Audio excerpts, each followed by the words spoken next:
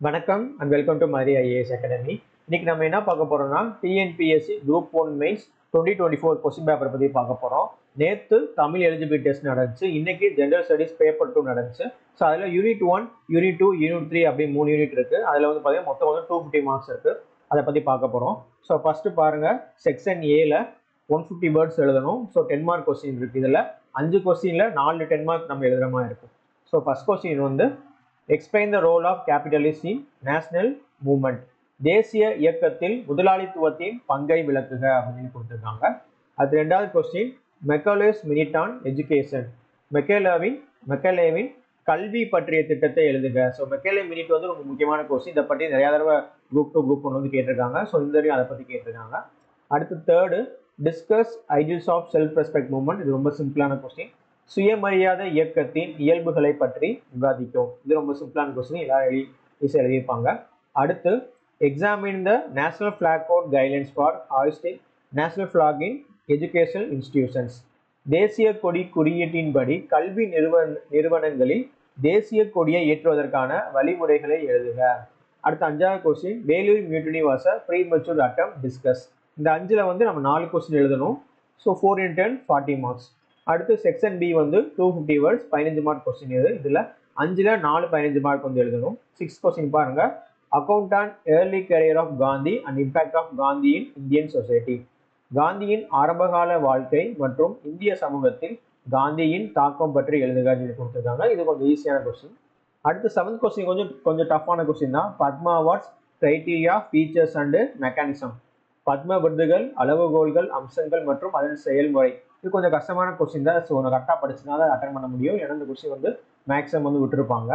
அடுத்து 8th வந்து justice party is not just a political party but a social movement. இது நம்ம group 1 model எக்ஸாம்லேயே இந்த கொஸ்டின் நம்ம கேட்டிருந்தோம். ஸோ அந்த கொஸ்டின் அப்படியே கேட்டிருக்காங்க. நீதி கட்சி ஒரு அரசியல் கட்சி மட்டுமல்ல, ஒரு சமூக இயக்கம். அடுத்து 9th பாருங்க. ஸோ 9th ஒரு டஃப்பான கொஸ்டின் தான். Bharatanatyam literary sources, evolution, features and provenance. Bharatanatyam இலக்கிய ஆதாரங்கள், பரிணாமம், இயல்புகள். ஸோ இதில் 15 மார்க் கொஸ்டினில் 2 கொஸ்டின் வந்து பார்த்தீங்கன்னா டஃப்பான கொஸ்டின் கேட்டிருக்காங்க. ஸோ அப்போ 4 கொஸ்டினில் வந்து பார்த்தீங்கன்னா 3 கொஸ்டின் நல்லா எழுதியிருப்பாங்க, ஒரு கொஸ்டின் வந்து கஷ்டமாக தான் எல்லாருக்கும் இருக்கும்.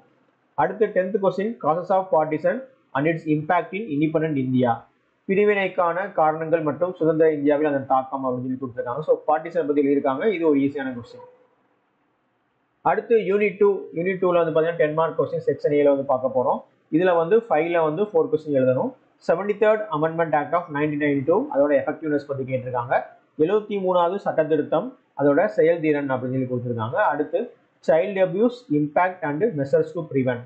குழந்தைகளுக்கு எதிரான வன்முறையின் தாக்கம் மற்றும் தடுப்பதற்கான நடவடிக்கைகள் என்ன. இது சிம்பிளான கொஸ்டின் தான். அடுத்து 13 impact of globalisation on right to education.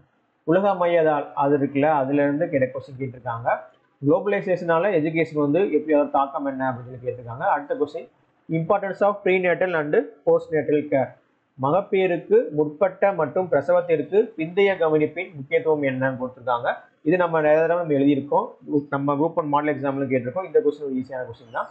அடுத்து 15 highlight the problems faced by minorities in India. இந்தியாவில் சிறுபான்மையினர் இருக்காங்களே, அவங்க எதிர்கொள்ளும் பிரச்சனைகள் அப்புறம் வந்து முன்னிலைப்படுத்துறதுக்கு அந்த ப்ராப்ளம் என்ன அப்படின்னு கேட்டிருக்காங்க. ஸோ இந்த கொஸ்டினும் நம்ம ரெகுலராக எழுதுகிற கொஸ்டின் தான். அடுத்து செக்ஷன் பி வந்து பார்த்தீங்கன்னா ஆன்சர் நாட் டேக்கிங் 250 வேர்ட்ஸ். இது 15 மார்க் கொஸ்டின். இதில் வந்து 5ல் வந்து 4 எழுதணும். 16th question, examine the role of rural startups in inclusive growth. உள்ளடக்கிய வளர்ச்சியில் கிராமப்புற தொழில் முனைவோரின் பங்கை ஆராயுங்கள். அடுத்து 17 வந்து violence in India, causes, impact and measures to prevent. இந்தியாவில் வன்முறை, காரணங்கள், தாக்கம் மற்றும் தடுப்பதற்கான நடவடிக்கைகள். அடுத்து 18th வந்து பார்த்தீங்கன்னா sociological aspects of terrorism in India.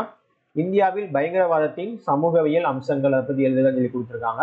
அடுத்து 19th கொஸ்டின் ரொம்ப ஈஸியான question, social welfare schemes of Tamil Nadu. தமிழ்நாட்டின் சமூக நலத்திட்டங்கள். இது ஈஸியான கொஸ்டின். அடுத்து 20th question, role of 73rd amendment in women empowerment. பெண்களுக்கு அதிகாரம் அளிப்பதில் 73வது சட்ட திருத்தத்தின் பங்கு கொடுத்துருக்காங்க. இது ரொம்ப ஈஸியான கொஸ்டின். அடுத்து யூனிட் 3 செக்ஷன் ஏ பார்க்க போகிறோம். இதில் வந்து பார்த்தீங்கன்னா 10 மார்க் கொஸ்டின், 3ல் 2 கொஸ்டின் எழுதுகிற மாதிரி இருக்கு. So what are the parameters to evaluate the citizen charter. குடிமக்கள் சாசனத்தை மதிப்பிடுவதற்கான அந்த அளவு என்னன்னு சொல்லி கொடுத்துருக்காங்க. இது ஈஸியான கொஸ்டின். அடுத்து discuss about the code of conduct for public officials, அரசு அதிகாரிகளுக்கான நடத்தை விதிகள் பற்றி விவாதிக்கவும் அப்படின்னு கொடுத்துருக்காங்க. அடுத்து 23rd thoughts of Thiruvalluvar on rightness of king. So செங்கோன்மை அதிகாரம் அதை பற்றி கொடுத்துருக்காங்க. திருவள்ளுவரின் அரசரின் நீதி பற்றிய சிந்தனைகளை எழுதுக. இதுவும் ரொம்ப ஈஸியான கொஸ்டின். அடுத்து செக்ஷன் பி வந்து பார்க்கணும், 15 மார்க் கொஸ்டின். இதில் 2 கொஸ்டின் எழுதணும். Right and S A on moral and political attitude, நல்ல நடத்தை மற்றும் அரசியல் அணுகுமுறையில் ஒரு கட்டுரை எழுதவும் சொல்லி கொடுத்துருக்காங்க. இது சிம்பிளான கொஸ்டின் தான். அடுத்து what are the codes mention for public servants in second ARC report, அரசு ஊழியர்களுக்கு 2வது ஏஆர்சி அறிக்கையில் பரிந்துரைக்கப்பட்ட குறியீடுகள் என்ன? அடுத்து 26வது question, discuss the Butler's concept of intuition, உள்ளுணர்வு பற்றிய பட்லரின் கருத்தை விளக்குக. ஸோ இது வந்து ஒரு 15 மார்க் கொஸ்டின். ஸோ ஓவராலாக நிறையா ஸ்டாண்டர்டான கொஸ்டின் கேட்டிருக்காங்க. ஒரு சில இடத்துல மட்டும் கொஞ்சம் டஃப்பான கொஸ்டின் வந்து கேட்டிருக்காங்க. ஸோ ஓவராலாக இந்த எக்ஸாம் வந்து ரொம்ப ஈஸியாக தான் இருக்குது. கரெக்டாக நம்ம பேப்பர் கம்ப்ளீட் பண்ணாலே நம்ம வந்து இந்த பேப்பர் வந்து கண்டிப்பாக நம்ம நல்ல மார்க் ஸ்கோர் பண்ணலாம். அதே மாதிரி நெக்ஸ்ட்டு பேப்பர் 3 அண்ட் பேப்பர் 4 இருக்குது. அதை பற்றி நம்ம வந்து நாளை வீடியோஸ் வந்து பார்க்கலாம். நன்றி, வணக்கம்.